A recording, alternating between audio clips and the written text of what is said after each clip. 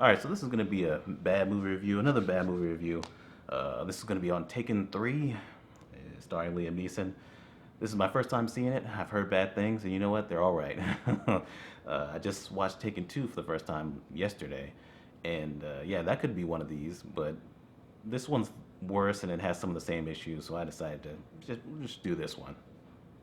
It's directed by Olivier Megaton, who also directed the second one, and it's written by Luc Besson, who wrote all three. So this one starts off with this Russian boss, Oleg Malenkov, played by Sam Spruill, and he's going after this person for owing him some debt, and he ends up killing his accountant. And that person turns out to be the stepfather, who we haven't seen since the first movie, I think, and he's played by a completely different actor. Stewart, played by Doug Ray Scott. So Lenore, played by Famke Janssen again, she's having issues with the stepfather still. They're still together even though they're separated, even though in the second movie I was like, yeah, I thought they were pretty much done because there's kind of a romance kind of there with Brian Mills and Lenore in the second one, but somehow they're still together and they're having issues still. So she actually ends up kissing Brian Mills at one point, and then she leaves.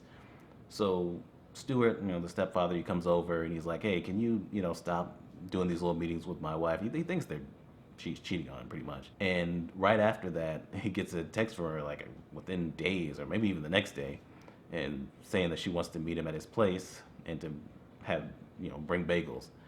So he leaves, goes to get bagels. He comes back and he finds her dead in his bed with a knife next to her. And so the police get there immediately because they got an anonymous tip.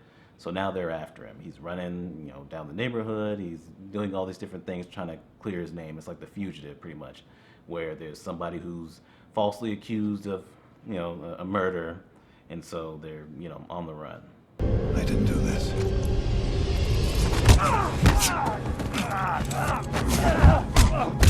So he gets a lock of her hair. He gets GPS records and phone records and things like that, and he's pretty much just doing the detective work that probably should be done by the police, but they're mostly focused on just going after him. Forrest Whitaker's in the movie. I think he's the head detective, Frank Dolcier. And the most that he really does is just eat the bagels that were there at the crime scene. I was like, I don't think you can do something like that, but whatever. And then he gets bagels later on, and he's like, you know what? Yeah, those were fresh bagels. He couldn't have done it, or whatever the fuck he did. So at a certain point, Brian Mills starts interrogating the stepfather because he figures he must be involved, and he finds out about the Russians. So he starts fighting the Russians, and not just running away from the police, which he was doing up to that point. And after he takes out the Russian boss, he finds out that this was all Doug Ray Scott or the stepfather's doing, and that he had put a life insurance policy on the wife or the ex-wife, Lenore, and so he was the one pretty much pulling strings. He's also wants Liam Neeson's character to kill the Russians so that he doesn't have to pay debt to them either. There's a lot going on there. So he ends up catching up with them when he's about to fly off with Kim, the daughter, and the police take him, and then that's it. Forrest Whitaker and the police are like, you know what? You've caused all this trouble, all this damage, and all this, but you're free to go. Go on, go get out of here, Brian Mills. So as bad as this movie is, I do have some positives. Liam Neeson, he's a good actor. He's going to be good no matter what. It's also shot okay, I guess, even if the action scenes are awful. Editing wise, there's some issues, and I'll get to that in a second, just like the second one. And I do like that they involve the friends a little bit more. Like, the friends actually do things in this, and I actually thought they were pretty good. And there's also an interrogation scene, I think I said something about it before, with Doug Ray Scott and Liam Neeson, and I actually thought that scene was actually well done. What do you know? I don't know anything. I swear I don't know anything. If I believed that, we wouldn't be here. No! No! No! That being said, this movie is still awful. uh, the plot is just messy and convoluted and all over the place. I mean, Liam Neeson, like right from the beginning, it's like if the police officers did like any detective work, they would find out that Liam Neeson didn't do anything. I mean, all they have is that she's at his place, and that there's a knife there, and that's it. There's also this whole thing where Doug Ray Scott, he sent a text off of Liam Neeson's phone to Lenore, to Famke Janssen, but that doesn't come in until a little bit later. So they really all they have is that she's just there, right? Like, to me, I would look at that and be like, this seems like a frame job. I mean, but whatever. They spend most of their time just chasing after Liam Neeson. Liam Neeson even finds a video that proves that she was abducted by a group of people. One guy with a recognizable tattoo, which was the Russians, and the police officers have that and still are going after him. Like, even later on, they're calling Doug Ray Scott, oh, he's dangerous. You know, he's got these other friends and they've been doing this. It's like, bro, you already have that video. Like, what are you talking about? Like, at one point, he actually admits that Brian Mills is the only one actually doing any detective work, that he's always like a step ahead of them, and that he's not trying to hurt them. He's just trying to do investigation, and he's ahead of them in the investigation. He's not trying to kill you. Obviously, he's not trying to kill anybody. He's only trying to get information. He's only trying to figure this out just like we are, except for the fact that he is a step ahead of us.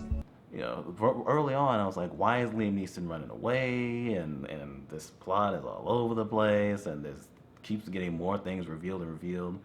And I'm like, it feels like a plot that doesn't need to happen. Like, we really forced this third movie because you got to make that money. I guess Taken 2 somehow still made money, even though that movie was not good. You know, Liam Neeson can do just about anything. He can get anywhere. There's this whole thing about his daughter being predictable, which she's also pregnant too, which really doesn't need to be here, that little subplot. But there's this whole thing where they're having this conversation when he brings her like a giant panda bear as a grown-ass woman. And she always gets yogurt at the beginning, always gets yogurt in the morning. So he puts like something in the yogurt that he knew she was going to get, I guess, and was able to get into her school and into the woman's room to give her some magic antidote or whatever for the thing that he put in her yogurt to make her nauseous. It's like, I thought she was going to the bathroom to like throw up or whatever, she's pregnant, but no, apparently it was something he put in her yogurt, I guess. I don't know. It's a lot. You know, obviously he was able to get into the coroner's office or wherever to get a lock of Lenore's hair, even though he didn't even need that. Like, he tells his friend, he's like, here's a lock of her hair. I thought maybe you could get something from it. You went through all that to get her hair, and you didn't even know whether you would even need it for anything? I don't even think they used it for anything. You can do anything. And he can survive anything. There's a part where he almost gets, he gets run off the road into the dirt by the Russians, and then they throw a grenade and blow up the car that he was in. And then there's this really terrible explanation as to how he survived that. How did you Survive the crash. But at least there's an explanation, because there is none for something else that happens when he's in a car and he reverses and he goes down an elevator shaft. He's in the car, you can see him in the car, it blows up. And then it just goes to Forrest Whitaker talking to him on the phone right afterward, and he's perfectly fine. The part where he takes down the plane at the end, that Doug Ray Scott's character, the stepfather's in, and he hits the wheel or whatever. I don't know if you can do that with a car. I don't know. It was kind of a smaller plane, so maybe. But that car was completely okay afterward too. Like, you would think that the Porsche he was in. There's also the fact that the action scenes, just like Taken 2, are fucking awful, right? With the bad writing, I don't really care about the characters, the backgrounds of the characters. I think the setup is pretty lame and pretty boring. But at least you could kind of go along with that if the action was good, and the action is terrible. It's cut up like crazy, just like that second one, where you can't really tell what's going on in it. It's really close to... It felt like they were doing that because the choreography wasn't very good. Like, that was their way of hiding the fact that the choreography is shit. Because there's a part where he just grabs someone and throws them against something, and there's a bunch of cuts in that, you know. It was when he was fighting the Russians in that store or whatever. It was one of the first, I think it's the first interaction he had with those with those guys. Yeah, you can't really understand what's going on there, and there's a bunch of cuts and even when he fights the Russian boss or whatever later on, this is a pretty big fight, one of the biggest fights of the movie, and it's just cut up like crazy. It looks like shit. I mean, how do you have an action movie and it's like dumb, but whatever, it's a dumb action movie. Some people may still enjoy it, but how do you have the action be fucking terrible? How? It blows my fucking mind that would, of all things, you get the action right in a movie like this.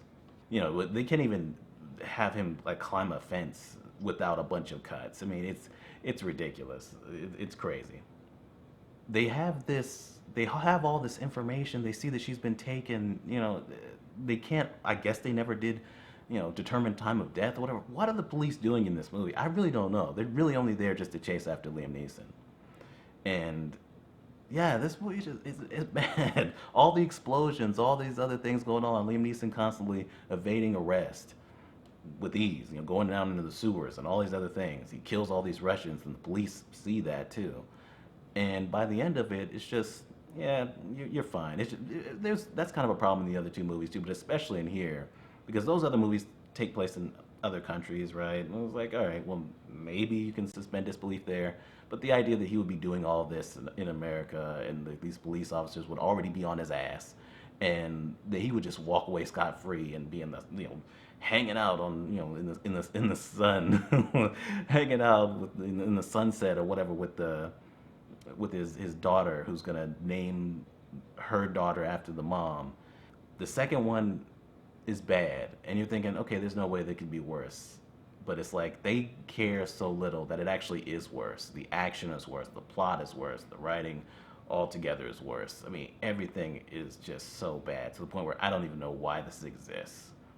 So, yeah, I've been hearing how bad this movie is for years, and they're 100% right. This is so bad, so awful.